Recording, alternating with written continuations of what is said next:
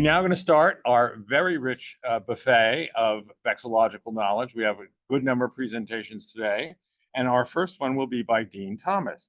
Dean is a longtime member of NAVA and frequent cheerful presence at the meetings and a frequent presenter. His 2019 paper on the final lowering of the South Vietnamese flag won honorable mention for the Driver Award. Dean was the official vexillologist of the 1990 Commonwealth Games, and today he will speak to us about the evolution of the flags of the Commonwealth Games. Dean Thomas. Thank you. The evolution of the ceremonial flag at the Commonwealth Games. The reason why I decided to present this particular paper is that is one of the vexillological highlights of my life. I was only 25 at the time, but being asked to advise the opening ceremony staff on flag protocols, layout, cultural flags, and checking the stash of flags that came from the previous games to make sure that they were all current. That was a lot of fun. The Commonwealth Games started as a result of what the British called the Inter-Empire Championships, which was part of the 1911 Festival of Empire. A Canadian named Melville Marks Robinson had founded the British Empire Games, which was first held in Hamilton, Canada in 1930. And due to the success of those games, it was decided that the games would be held every 4 years, like the Olympics, and that as a gentleman's agreement, participating nations would only send their best athletes to compete. And as time progressed, the games evolved, and along with the evolution of the games, its flag evolved to reflect the changes in the British Empire, now known as the Commonwealth of Nations. So this paper will cover the evolution of the ceremonial flag used at the games, which, like the Olympic flag, is raised at the opening ceremony and flies throughout the games and is lowered at the closing ceremony. So as you can see, that's that picture from the left is from the first games in Hamilton, and that last one is at the previous games in 2022 in Birmingham, England. So when one looks at a picture of the British Empire Games ceremonial flag flying, one can see that the host cities of the games, along with the year, are emblazoned upon it. So you can be forgiven that this flag was first used at the inaugural games in 1930. Indeed, some online sources state that the flag was donated by the Canadians for these games and that for successive years, the host city's name and year was added for subsequent games. But however, I have been unable to find any photographs showing that there was a game ceremonial flag used for the first 3 games in Hamilton, London, and in Sydney. The ceremonial flag used was simply the British Union flag.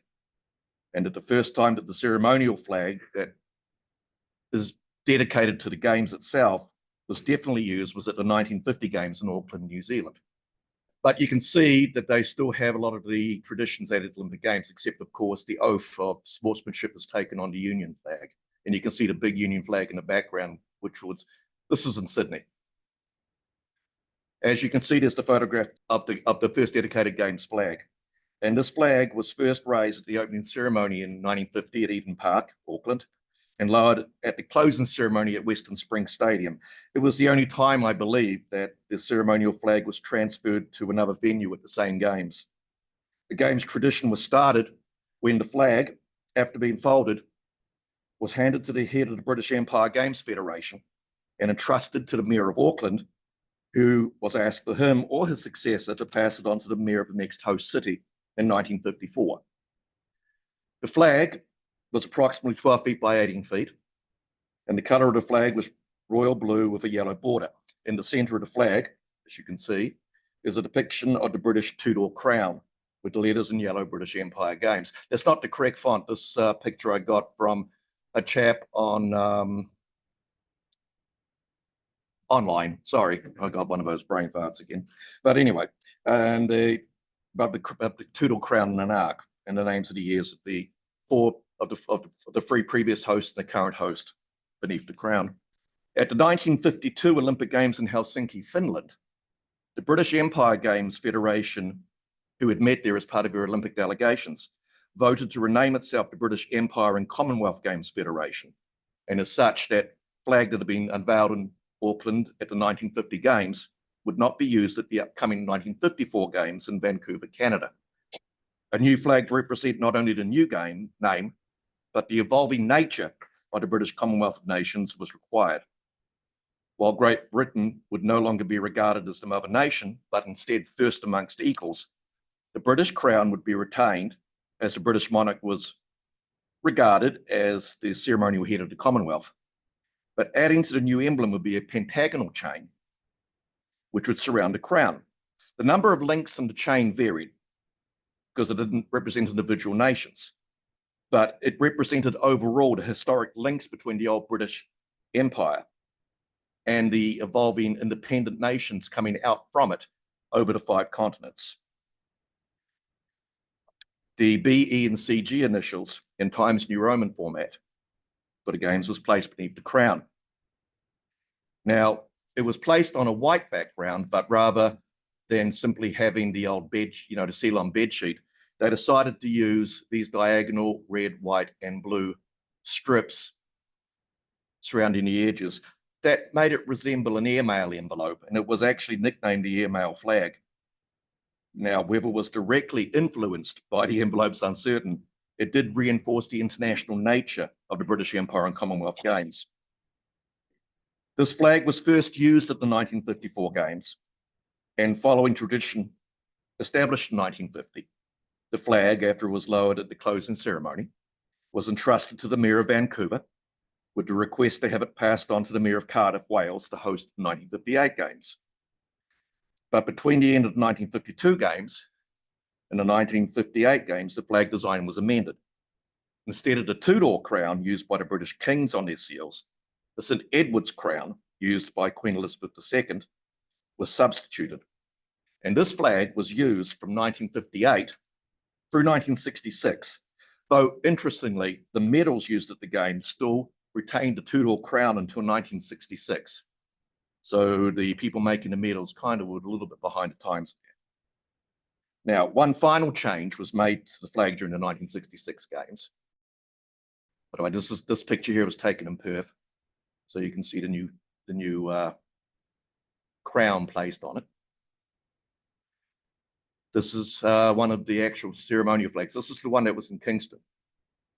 Now, before the closing ceremony of the 1966 Games in Kingston, Jamaica, it was taken down briefly and a BCG patch sewn over the BCG emblem because at that time, the Federation decided to drop the word empire from the title.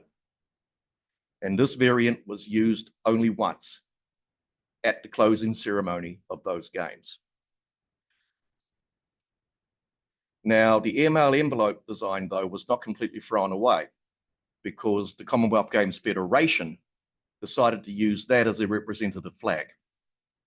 So during my time at the Auckland Commonwealth Games, that flag was flying from the main grandstand, representing the Federation itself as opposed to the ceremonial flag.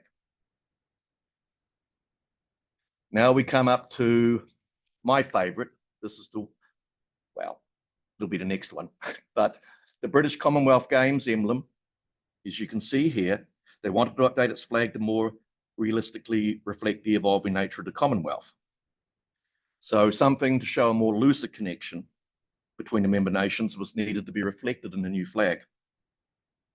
So it was decided to change the background color from white to blue would look more aesthetic. And the chain this time would be an elliptoid. That basically represents the globe because the Commonwealth, like the old British Empire, was spread all over the globe. You know the old saying, the sun never sets on a British Empire. Maybe because God doesn't trust an Englishman in the dark. But despite that, that you can see that it's done. Now, this was used in 2 games, 1970 in Edinburgh, Scotland, and 1974 in Christchurch, New Zealand. And those games actually started inaugurating the concept of a trademarked emblem. Before, there were no specific emblems for the games or official emblems thereat. As I said, the ML envelope flag was used in subsequent games to represent the Commonwealth Games Federation until 2000. Now, there is an interesting thing about this flag. Even though this is a ceremonial flag and the Federation flag was that variant of the ML flag, This flag was referred to as the Federation flag a number of times at the closing ceremony when they lower it and hand it to the mayor of the host city to pass on to the next host city's mayor. So it's a little bit confusing, but I guess I just want to make it simple to the audience. But for vexillological purposes, this is the ceremonial flag, not the Federation flag. And as you said, there were different variants on designs used on the flags of the game's Federation. As I said, this flew at their headquarters in London. It's flown from one of the grandstands during the actual games itself, and is used by legations from the Commonwealth Games Federation when they're visiting facilities.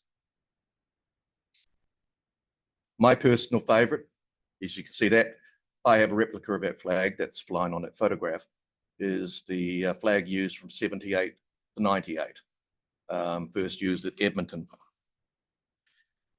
That flag served as a ceremonial flag for 6 games, up to the games in Kuala Lumpur, Malaysia, in 1998, thus making it so far the longest used variant. Now, during my time as the vexillologist at the 1990 games, I had the opportunity to give the ceremonial flag a very close inspection. It was made of a rayon silk composite fabric, which gave it a very distinctive sheen. There was a patch burn initial CG, but it was only sewn on the reverse side of the flag, showing that this flag was not the amended flag that was used in Christchurch back in 1974. This is the last time that it was taken down. This is at Kuala Lumpur, Malaysia. And then we start coming across to what I regard as not the best version. To reflect the new millennium, the Commonwealth Games Federation decided upon a major marketing makeover from departing from the use of the crown and chain, which had been facing increasing criticism from some Commonwealth member nations who had said this flag was backwards looking to the days of colonialism. Though partially in response to this, the game's emblem underwent a radical overhaul. So it was changing colours. White being the neutral colour was chosen for the background, and the colours of orange, medium blue, and scarlet were utilised in 3 cones to represent 3 athletes of different nations standing in victory. The horizontal bar represented the raising of the bar in sporting achievement, while the curved wings on either side of the cones represented stability and sporting fairness. And of course, CGF, well, the Commonwealth Games Federation. And the Commonwealth Games added a unique font to go with the emblem. And they actually did put out a pamphlet illustrating the do's and don'ts of how to utilize it. So it had been decided that a flag depicting the emblem with the lettering Commonwealth Games Federation and the circle around it would be the Federation flag, whilst another flag without the circular lettering would be the ceremonial flag. But this resulted in confusion at its first use in 2002 in Manchester. That photograph on the right shows the picture of it being raised, and it did have the circular lettering. Now, I spoke to the general manager of the Commonwealth Games Federation, and he said a mistake had been made, and they swapped the flag off. So the so-called correct flag was changed out during the games, and the intended flag was the one lowered at the close of the ceremony. But at the next games in 2006 in Brisbane, the Federation flag was again raised. This version never flew again. Some flag publications still held that as the actual ceremonial flag at the time, but they've gone back to the old version, and it has caused some confusion. Now, here is the current variant. The 2000 emblem was proven to be an increasingly unpopular choice by member nations of the Federation. The seal on a bedsheet layout, plus it looking more like a corporate logo than a symbol of international sport, meant another redesign would be necessary. However, a radical departure was ruled out, so the 3 colours of the medium blue, orange, and scarlet would be maintained. In addition to the basic layout depicted on this flag, they took out the lettering, so it would basically be an evolution rather than a revolution. So instead of the 3 narrow cones, it'd simply be 3 large V's made up of the same colours, you know, like raised in victory. No, I'm not doing Richard Nixon. Okay. So this variant is proven to be quite popular with the member nations, and that is now the new Federation flag that simply says Commonwealth sport underneath it. because there's now a Commonwealth Youth Games as well. So anyway, in conclusion, like the former British Empire, the Commonwealth Games and its ceremonial flag has evolved with the times. While a number of people have expressed the opinion that the Commonwealth Games itself is an outdated concept, as well as the increased monetary costs involved in hosting it, that it should be discontinued on that basis. But the Games are still being regarded by the athletes as an excellent chance to hone their skills against the best that the Commonwealth can offer. It's a distinct difference to other regional games like the Pan American Games or the African Games or the Asian Games, where competitors are not necessarily the best athletes that they send. True, the fact that corporate sponsorship is nowhere near the level to the Olympic Games or the World Championships enjoy, and it makes it a money loser. The Commonwealth Games Federation are still endeavouring to find a way to make these games continue.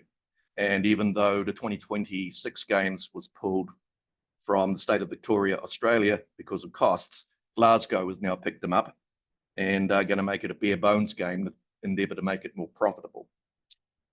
Now, perhaps the flag will be retained or will be another change from that.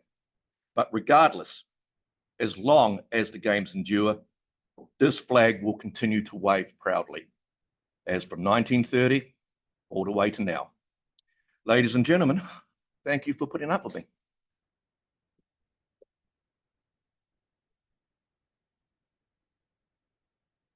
So, do any of you chaps have any questions for me? I'll take the fifth. Yo. Who handles the flags for the Commonwealth Games now? Well, at the moment, that is a very tricky question because the ceremonial flag is designed to be passed on from mayor to mayor to mayor. It does not stay with the Commonwealth Games Federation. And my experiences in 1990, when Auckland was preparing for those games, well, they got all their flags from Edinburgh, the previous hosts, and I had to go through them, and I had to let them know about the changes in the flag for Lesotho. There was a real stink kicked up because of Bermuda. They actually had them on blue ensigns. I was told not to worry about it, and guess what happened once the Bermudan delegation arrived? They didn't see it red, and they decided to call the military officer in charge, and then gave me one big heck of a verbal butt kick. But otherwise, that was the only major change that needed to be done. There was plenty of time to get the flags made and set up. So as far as the flags used for the games are concerned, they are passed on. I did ask the Commonwealth Games president who made the brand new flag, and they said it came from a London flag maker, but that was all she was willing to tell me. Yo, pretty lady down there.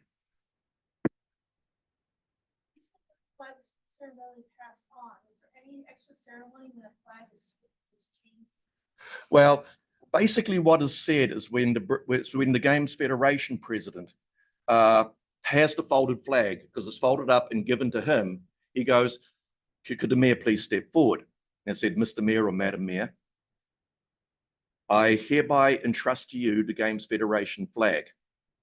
And I ask that either you or your successor, before the next games, pass it on to the mayor of the host city. Are you willing to take this obligation? And the mayor will always reply, this obligation I willingly undertake to do. And that is the way it's been done. It is not ceremonially done at the opening ceremony. It is passed on beforehand. Then the mayor hands it to the organizing committee for those games. Yo, oh, hang on, the guy in the back. Sorry, buddy. What's up? At the more modern version of the Commonwealth Games, it seems like there might have been some influence from the Olympic flag. Yeah, there has been some speculation about that. But as we know, you could say that the Olympic flag is also like a seal on a bedsheet. But they were looking for a more neutral stance because people are getting away from the old colonial being. White's just a natural neutral color. The Manchester Commonwealth Games, their emblem were three athletes holding their arms up high in victory. And that actually influenced the design. And they said that was the principal thing. They didn't want to go to they didn't want to go to the Union Jack shades. They wanted to show that the Commonwealth was evolving and that Britain was not going to be first amongst equals, but just one among them. And you said? The new logo looks like a torch. Is there a torch in the Commonwealth? No. No, there isn't. There is no torch. There is a ceremonial baton relay from Buckingham Palace the monarchs, the head of state, well, the queen, but now it'll be the king for the next games, writes a message and it's put in the baton, and that baton is ceremonially passed on relay run all around. When that baton is reached, then either the Governor General of that country or a representative of the Royal House will open it, go blah, blah, blah, hello there, these are the games, get used to it. Okay, now the games are open. I'm sorry, I should put chaps and you know what, but you get the message. Okay, anything else? But I can say, as I said, it was a real honor to be the vexillologist, and it was definitely one of the highlights of my flag life. Thank you very much.